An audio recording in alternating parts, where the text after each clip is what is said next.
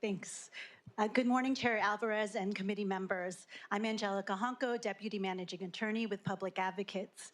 I'm honored to be here again before the subcommittee representing thousands of students, families, and community leaders, some here today, whose organizations like my own are part of the statewide alliance called the California Partnership for the Future of Learning.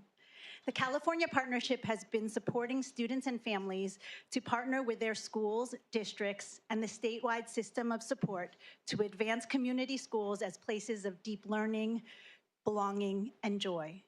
In recent weeks, the California Partnership submitted a letter and budget alert to this committee with the support of a broad cross-section of 112 youth and family leadership organizations, community, labor, and advocacy groups, as well as schools, districts, and county offices of education from across the state. All excited that California is poised to deepen and expand the community schools approach for our students. The California Partnership also submitted a joint letter with the California Teachers Association. These are in the materials being provided to you in the colorful folders. No surprise, what we really like about this proposal is the bold, equity-based $1 billion investment in ongoing funding that school communities and districts can rely on year over year. It will sustain transformation efforts across 2,500 schools and extend this opportunity to thousands more. So yes, I completely agree, sufficient ongoing funding is key, but funding isn't enough. That funding must come with guardrails and support for strong implementation in line with California's Community Schools Framework, which was developed through an extensive process of community-driven feedback and guides implementation under the current Community Schools Partnership Program. Fidelity to California's exemplary framework is of the utmost importance to school transformation. While it's referenced in the current proposal, we urge you to strengthen the trailer bill in the following ways. First, at a minimum, schools and LEAs should make an upfront express commitment to implementing the Community Schools Framework in advance of receiving funding. This could look similar to the attestations required to receive CCSPP grants, in particular for the first cohort, which lacked time to prepare a community school plan.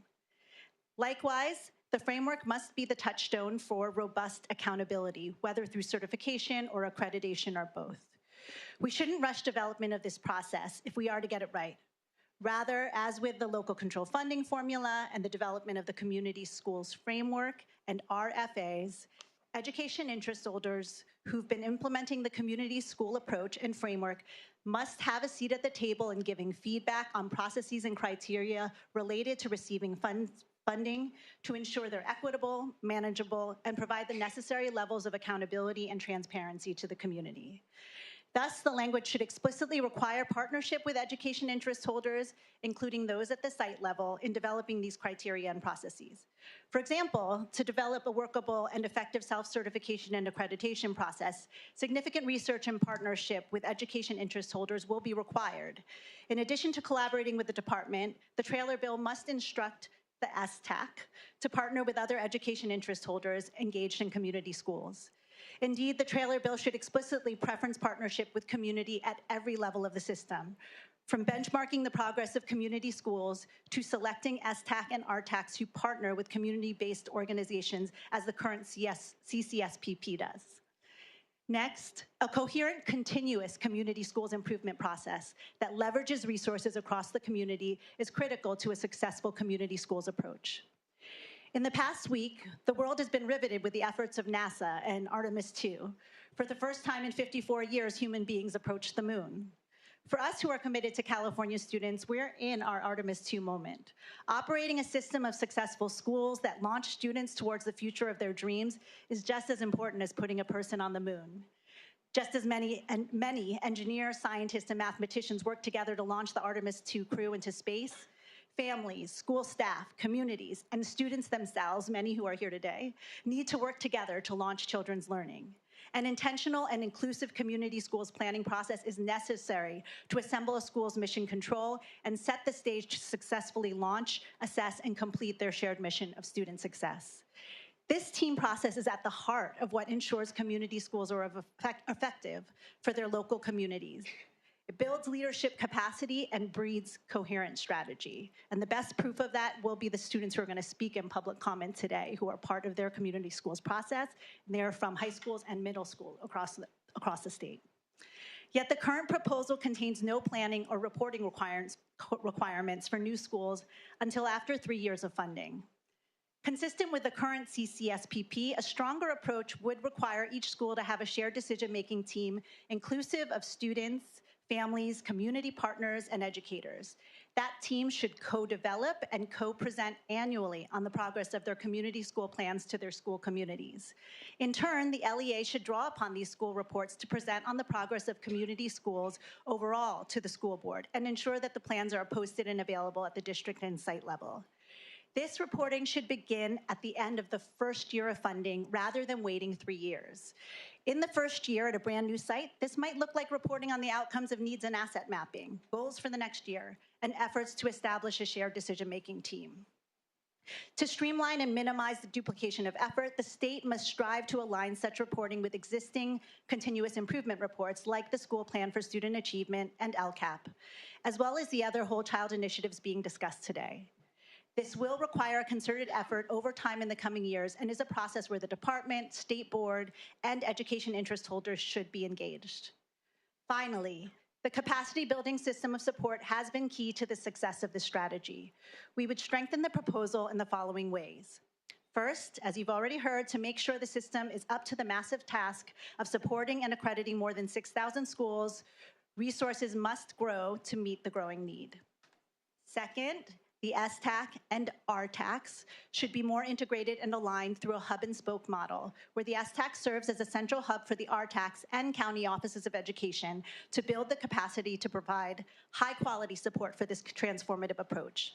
And all levels of the system of support should be engaged in communities of practice and evaluated on a regular basis with the input of TA recipients and other education interest holders to ensure they're serving their intended purpose and inform any further restructuring and integration efforts. In addition, we recognize stronger integration and alignment of community schools TA with overall statewide accountability and school improvement efforts is a worthy goal. But the current proposal folds the county coordination support for community schools into universal and targeted assistance without adequate consideration of the runway needed for intentional integration. As a result, it risks losing the specialized expertise that has been developed through county coordination grants and critical alignment with the STAC and RTAC community of practice structure. We strongly support a longer timeline for intentional, integrated, and aligned capacity building across the statewide system of support, including the county offices of education, to support a community schools approach to continuous school and systems improvement. This would mean funding county coordination grants beyond their current expiration date. Across the state, community school mission controls are leveraging the CCSPP funding to launch meaningful changes in student learning and experience. But they're also worried they'll have to abandon their efforts mid-flight. One-time funding forces districts to wind down the coordinators, partnerships, and capacity building work that drive this success, just as this work is taking off. Already, CCSPP grantees are starting to cut back on promising strategies as they deal with anticipated funding cliffs. On top of that, thousands of students and families across the state are waiting for their school community's turn for liftoff. As you can see from the audience, California students and families are counting on the state to sustain the momentum of California's transformative community schools approach. On behalf of the California Partnership for the Future of Learning, thank you for this opportunity to be in dialogue.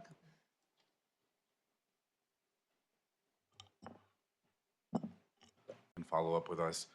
What was identified and what was perhaps any challenges or difficulties in implementing those changes at the middle school level that perhaps more focused support may have allowed your schools to do more of that, both in the existing at Pittsburgh, but and then also your experience as you're ongoing with Antioch. I'd love to hear more about that. Yes. Yeah, and I think, again, at the middle school, as at every level, what's really important is, are you doing the work to form that, to understand your local context and get together a team. And what's exciting at the middle school level is the students can start to be involved. In fact, we have a middle school student here from Salinas who's part of her leadership team. And the more you have the students involved, the more you're actually providing solutions that are going to meet their needs. So where my daughter's an 8th grader in Oakland, she's going to a community school. So this gives you a little bit of a longer runway on that, where she does have a redesigned school today. She is in, a 4x4 schedule. She has advisory. They're focused on restorative practices. For me as a parent, I knew social emotional learning at that age was really important to me, and the relationship-centered school culture, and that is happening, and that makes the learning and the relationships with the teachers more possible. Also, there's more attention, I think, to the coordination across the feeder patterns too, and you'll hear about those examples like in Anaheim, where then they can be learning and coordinating already around those transitions from elementary into the middle school and from middle into high school. And also, I just want to re-emphasize this redesign point and what an opportunity is.